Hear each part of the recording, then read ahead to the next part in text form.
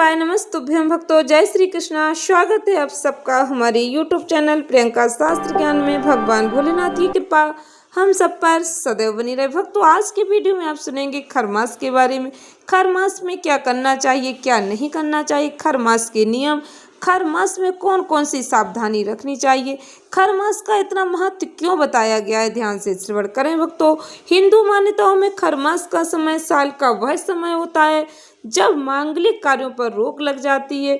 ज्योतिष शास्त्र के अनुसार जब सूर्यदेव धनु या मीन राशि में गोचर करते हैं तो सूर्य भगवान की ऊर्जा में कमी आ जाती है। सूर्य भगवान इस समय में, खर मास के समय में, घोड़ों की जगह पर गधे पर सवार रहते हैं, इसलिए उनकी गति धीमी हो जाती है और इसी कारण इस एक महीने को खर मास कहा जाता है।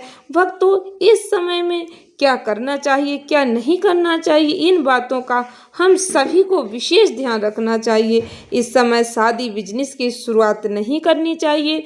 भक्तों, मार्च 2026 में सूर्य के मीन राशि में प्रवेश करते ही खर मास शुरू हो जाएगा।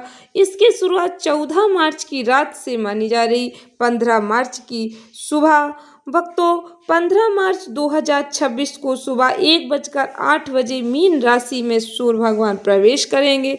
इसे 14 मार्च की देर रात मानकर भ्रमित हो जाते हैं, लेकिन पंचांग के अनुसार 15 मार्च से ही खर मास की शुरुआत होगी।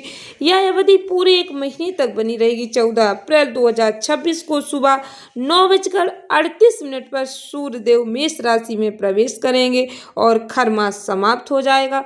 खर मास में ज्योतिष के अनुसार ये 5 काम भूलकर भी नहीं करना चाहिए। खर मास के समय ग्रहों के राजा सूर्य भगवान की चाल धीमी हो जाती है, जिससे पॉजिटिव एनर्जी में कमी आती है। सूर्य भगवान की पॉजिटिव एनर्जी कम हो जाती है, सकारात्मक ऊर्जा कम हो जाती है। इसीलिए इस समय में भक्तों कोई भी मांगलिक कार्य नहीं किया जाता, कोई भी नए काम की शुरुआत नहीं की जाती। जैसे कोई नया व्यवसाय या कोई भी आप योजना बना रहे हैं तो उस नए कार्य की शुरुआत आप खर मास के बाद ही करें। गृह प्रवेश, कोई नया घर आपने बनवाया है तो खर मास में उस नए घर का प्रवेश नहीं करें, खर मास के बाद ही करें। इस समय भक्तों शादी, सगाई, विवाह और कोई नई विदाई बहू की, बेटी की नहीं करनी चाहिए। शुभ संस्कार जैसे मुंडन, जनेऊ, नामकरण जैसे संस्कार भी नहीं किए जाते खर मास के समय। नए घर की नींव भी नहीं रखनी चाहिए। खर मास के समय में कोई बड़ी खरीदारी करने से बचना चाहिए।